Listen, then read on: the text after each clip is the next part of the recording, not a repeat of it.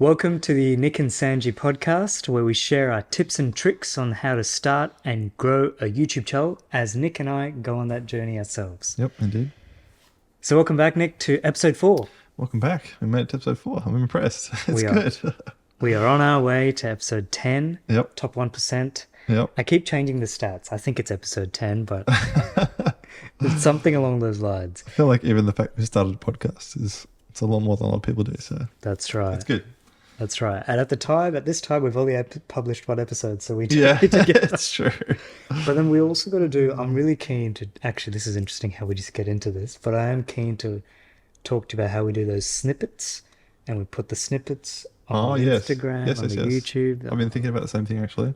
Good. There Yep. we go. Yep. So today we're talking about must-have gear to start a YouTube channel. I'm going to go through the various things that you can start with. We'll talk a bit about dollars, what we've used, and maybe we'll touch on what we're thinking of upgrading to in the future. Might even be a thing. Yep. But definitely the focus is on what you need to start with. Yep. So with that being said, Nick, why don't you kick us off? So, I was thinking the first thing we could talk about is about like the different types of niches on YouTube and how they kind of have different focuses and therefore different production quality. So I think for me, who I do more tech related videos and videography stuff, and I watch a lot of videographers and tech YouTubers. And one thing I always look for is high production quality. Is it the same? Like, do you look for high production quality more? I mean, in finance, you're moving more out of the finance now, but when you're in finance, was that a big thing that you paid attention to? Is that like a Oh, thing? this is a good question. I watched a few people who did. No, not as much. Because if you look at Graham Stephan's stuff, his is very simple. Yep. Yep. So in terms of inspiration to start a YouTube channel, it's probably a cross between Graham Stephan and Peter McKinnon and the Maddies. Yep. But I realized realistically what I could start off with is more the Graham Stephan, it was above the kind of, it looks half decent.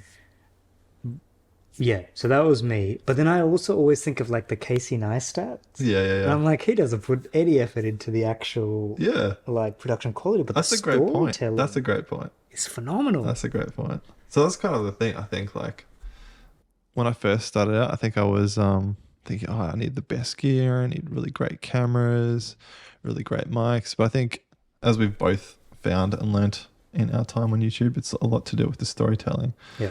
And so I reckon, like, it does depend a bit on the niche you're in. Like I said, if you're in a niche that is related to videos and production quality, then you want to have better quality gear. But if it's not so much related to that, then you can get away with lower quality gear.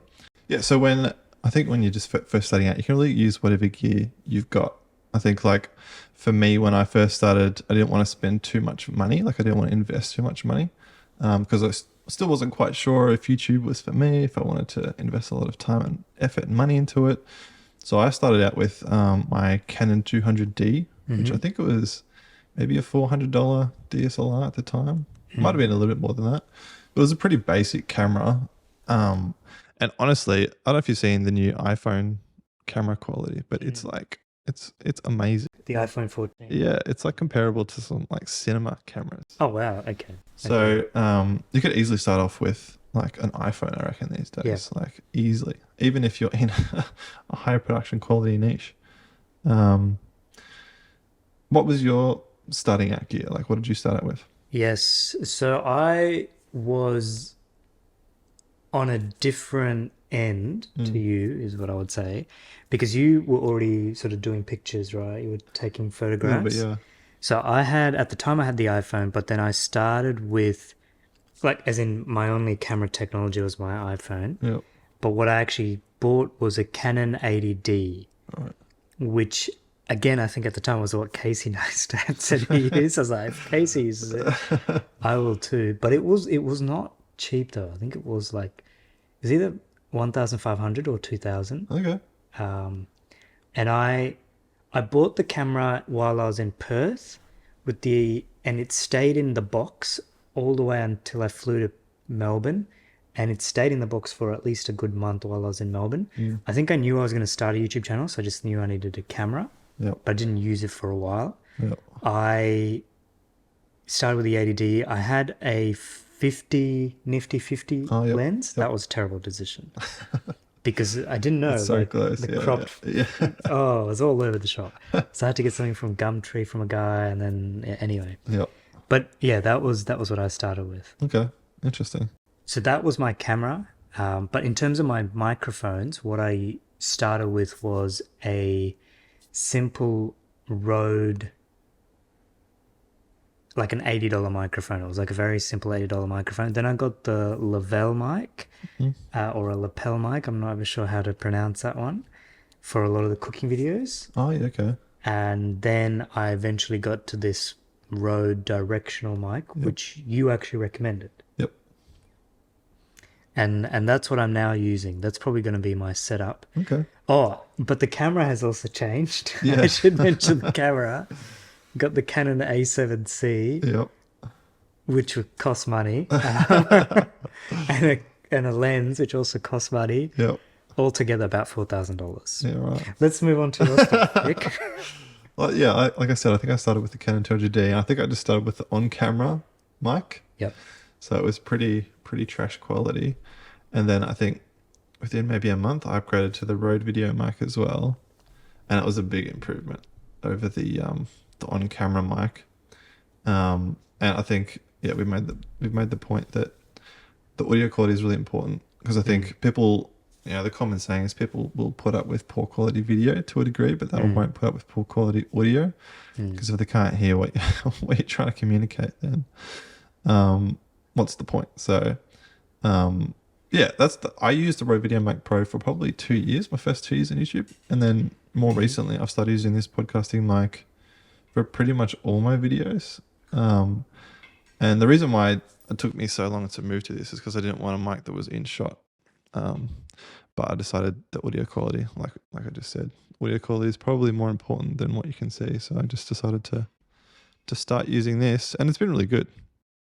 But again, I think even like an iPhone, the iPhone mic is really good. I actually did a video that I just published yesterday comparing different types of mics that might be good for you, for new YouTubers. And I tested out just with my iPhone 11, holding it up near my mouth, recording the audio, and it was really like decent quality audio. Yeah. So I think again, like you can start off with really quite simple gear with what you've got, and then just get a feel for YouTube and see if it is for you. And then if it is for you, then you can start to invest more money into better quality gear. That's kind of my philosophy.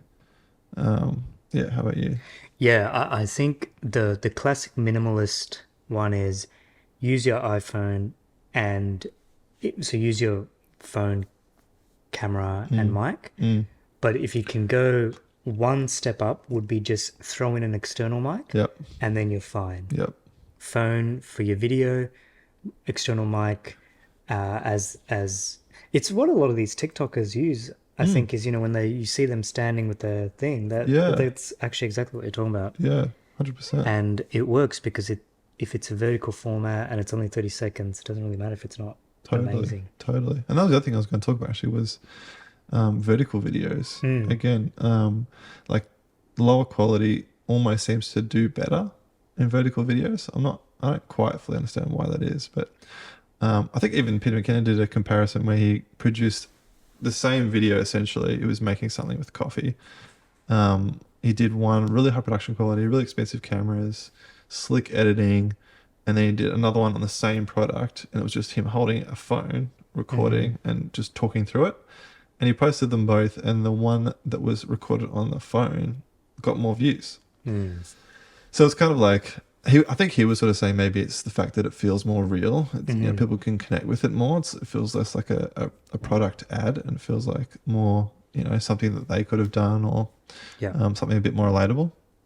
So I think, again, it sort of goes back a bit to the niche that you're in. Like if you're making purely vertical videos, or if you're more heavily creating vertical videos for Instagram or TikTok, then maybe, like a phone is the ideal. Whereas if you're making like high production quality YouTube videos, then you do need a more expensive camera.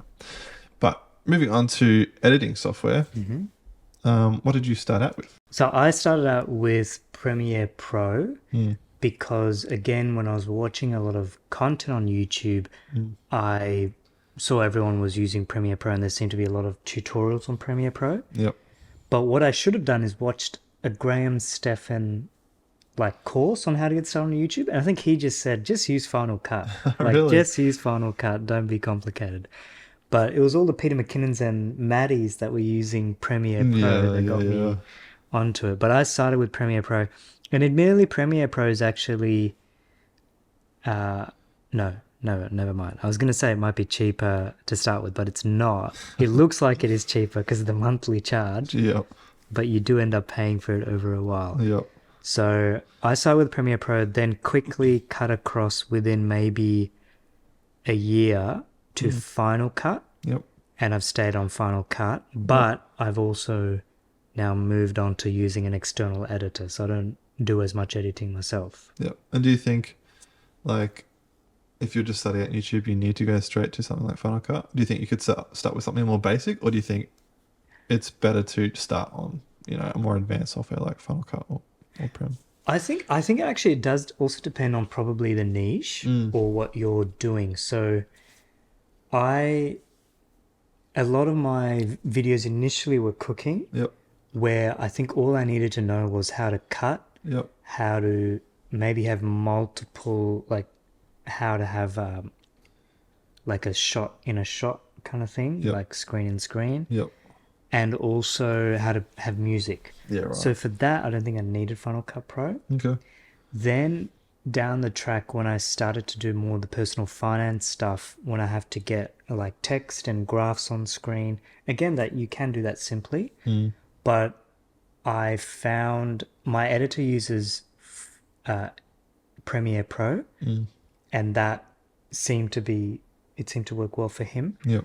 But in terms of Final Cut, when I do the odd video here and there, I think Final Cut still does a very reasonable job. So I don't, but I think the question you're really asking me is some of the more even simpler platforms, right? Yeah. Like iMovie or something like that. Well, yeah, I haven't used them, but I suspect you probably could because they just do the simple job. Yeah. I think I agree. It's kind of goes back to which niche you're in, and the level of editing that you want to go to, and probably even maybe your prior experience with editing, because I think if you jump straight into Premiere, it's very overwhelming. There's a lot to think about. Whereas if you start with something really simple like iMovie, it's all very basic. You don't have to think too much. There's not too many tools to overwhelm you. So it's a good sort of place to just get a feel for what editing's like. And then from there, again, to me, it's kind of just figuring out if this is something, you enjoy. Because I think, it's easy to sort of think, oh, I'm going to start a YouTube channel and make 1,000 videos. But it's once you get into it, then you get a real feel for what it's actually like. And so if you can start basic and then progress from there, I think that's always kind of the way to go. But for me, I think I started with Premiere as well because I had prior editing experience with Premiere. I remember when I was a teenager, I used to use Windows Movie Maker back in the day to make some stop motion stuff. Oh yeah. But yeah, I started with Premiere, and then you recommended Final Cut to me, and I thought I'd give it a go just with a free trial, and yeah, it's been great. So I've fully converted to Premiere, and even when I was working last year as a content creator, I was recommending to the entire team, because we were using Premiere, I was recommending to the entire team, we need to move to Final Cut, it's so much better. So I became known as the Final Cut evangelist. But yeah, it's great. So that's editing software. What about a computer? Yeah, I noted down the computer because I was wondering, do you need a full desktop? Can you do it on a laptop? Can you do it on an iPad? Or can you do it entirely on the phone? As well? Because you hear stories about everyone in between. So I started on a desktop iMac. I definitely didn't have to, but I started on that, and I now still use that. I've done the odd bit on this MacBook Air that we're looking at now. And I don't think I've done 4K with this yet though, so I'm not sure if it can actually handle 4K, but it can Okay. definitely handle 1080p content, Yep. and it was fine with that. But I think I'm now at the point where, because I've got a lot of like other, um, I've got a lot of, but because I've got a lot of screenshots and graphs and images to throw up, I think it would be tricky for me to do it on an iPad. Yep.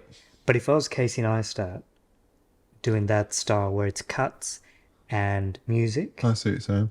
I definitely think anyone could do that on an iPad. Yeah. The trick would be, though, how do you get your footage from your camera into an iPad? I'm sure that's actually possible. I'm sure that's quite easy, but that would be probably the issue, is how do you get it all uploaded into the one place and then do all your editing on the iPad? Because also I think if you use an iPad, you're less tempted to make it complicated. Yep. You'd just be like, cut this, right, done, move on. Yeah, that's Do I true. need to add a transition? No, just move on. That's hilarious. But I think that's a good point. It's kind of like, to me, it's also about what's going to be easiest for you. You know, like if you're most comfortable making videos on a phone, then that's what you should go with, I reckon. Like, Yeah. whereas if it's really foreign to you to start editing on a laptop, it's kind of like the idea of just reducing friction to Yes. to the goal you want to achieve. Yes. Like if it's going to be a lot of friction for you to learn an editing software on a laptop, but you're familiar with, editing on a phone, or even vice versa, like if you're more familiar with stuff on a laptop, you should just go with the one that's easier, because then you'll be able to actually create more. You know what I mean? Like, because I think if there's lots of friction and barriers to outputting content, then you end up not outputting content because it's too much hassle. Yeah. So whatever's easiest for you. That's a really good point around minimizing friction, because I do think when you start a YouTube channel, after you get over the fact that you're putting yourself out there, or putting your content out there, and if you have a life outside of trying to start a YouTube channel, that issue of, I just need to be able to hit record, get the job done, and then publish it, and then edit it very quickly, publish it. Because actually, we'll talk about it in a future episode, but I was going to ask you about, your publishing, your editing, how long it takes you to edit. And I know when I was using Premiere Pro, it took me about 10 hours to edit a video, which I think is very long. Now on Final Cut, it's a bit shorter, but I definitely do think if I was using an iPad, I would probably be editing within an hour, just because I wouldn't have the patience to sit with an iPad for more than an hour. Yep. Interesting. Awesome. So that was our episode on the gear that you need to get started on YouTube.